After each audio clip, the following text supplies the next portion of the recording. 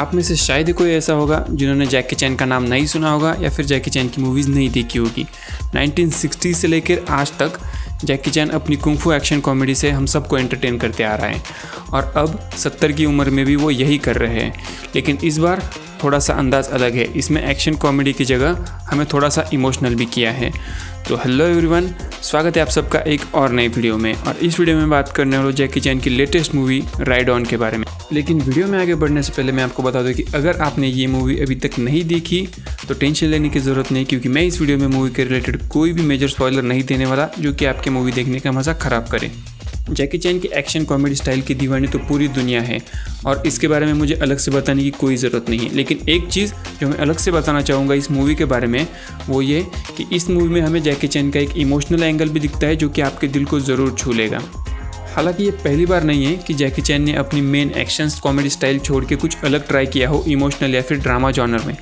लेकिन international audience ने जैकी चैन को इतना गंदा टाइप कास्ट कर दिया है कि किसी भी मूवी में अगर जैकी चैन एक्शन कॉमेडी नहीं कर रहे हैं तो लोग उन्हें गालियाँ देते हैं कि ये क्या कर रहे हो भाई, एक्शन करो, कॉमेडी करो, हम वही तो देखने आते हैं।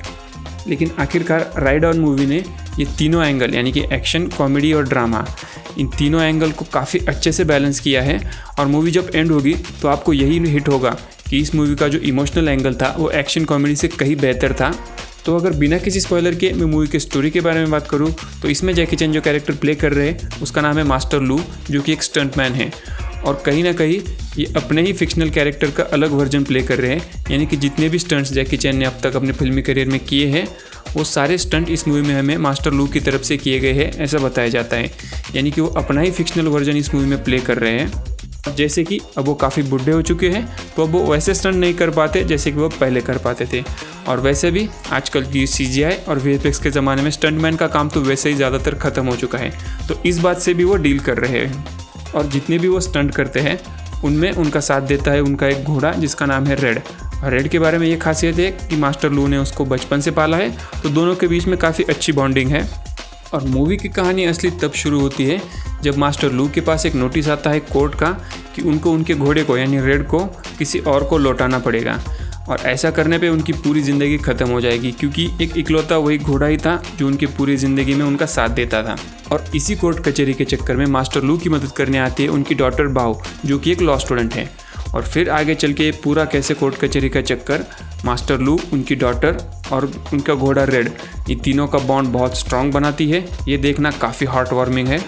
अब तक आपने जितनी भी मूवी की स्टोरी सुनी उससे तो आप यही बोलोगे कि मूवी की स्टोरी काफ़ी जेनेरिक या फिर एवरेज है, लेकिन इसका एग्जीक्यूशन जो है वो इतना परफेक्ट है कि आप यकीन नहीं करोगे। मूवी के डायरेक्टर जो है लैरी यांग, उन्होंने इस मूवी के जितने भी एंगल है, फिर वो चाहे मास्टर लू और उनके घोड़े के बीच का बॉन्ड हो, फादर डॉटर की रिलेशनशिप हो, इन दोनों एंगल को काफ़ी अच्छे से कवर किया है।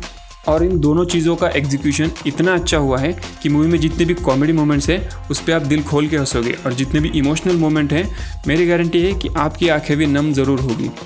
साथ ही में मूवी ने और एक चीज़ की है जो कि काफ़ी परफेक्टली हिट होती है, वो है tribute to one of the best stuntman यानी कि जैकी चैन को। शायद आपको पता नहीं होगा लेकिन जैकी चैन के नाम पे Guinness book of world record है सबसे ज़्यादा स्टंट करने का। और वो काफ़ी ओल्ड स्कूल स्टंट करते हैं, यानी कि CGI और VFX के बिना वो 1960s से आज तक स्टंट करते आ रहे हैं। और मूवी में ये सिचुएशन भी दिखाई गई है कि आजकल की जो मूवीज़ बनती है वो काफ़ी CGI और VFX से बनती है, तो इससे स्टंटमैन का काम तो पूरी तरह से ख़त्म भी हो चुका है।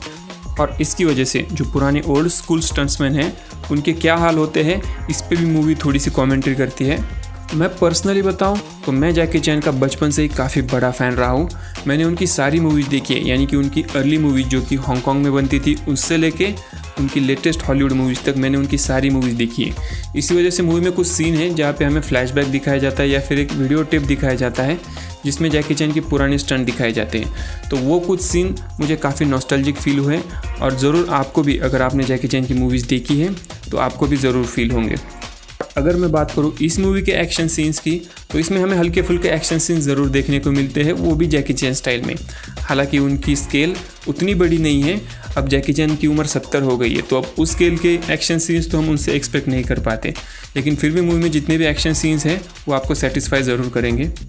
मूवी का बैकग्राउंड म्यूज़िक काफ़ी कैची है, यानी कि एक्शन सीन्स के टाइम पे जो हल्का फुल्का म्यूज़िक यूज़ किए गए हैं वो उस सीन को और बेहतर बनाता है। और वही दूसरी तरफ जो इमोशनल सीन्स है उसके दौरान जो सीरियस म्यूज़िक यूज़ किया गया है वो भी उस सीन की इंटेंसिटी को दुगना कर देता है।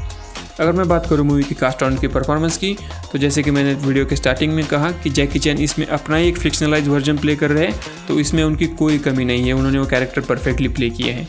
और जितने भी साइड कैरेक्टर्स हैं इंक्लूडिंग घोड़ा, तो सभी ने अपने अपने कैरेक्टर काफ़ी अच्छे से प्ले किए हैं।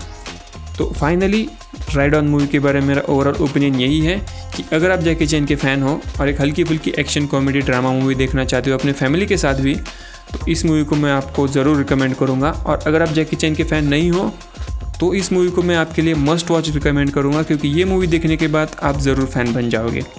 तो अभी के लिए इस वीडियो में इतना ही। अगर आपने ये मूवी ऑलरेडी देखी है तो कमेंट में मुझे ज़रूर बताइए कि आपका इस मूवी के बारे में क्या ओपिनियन है।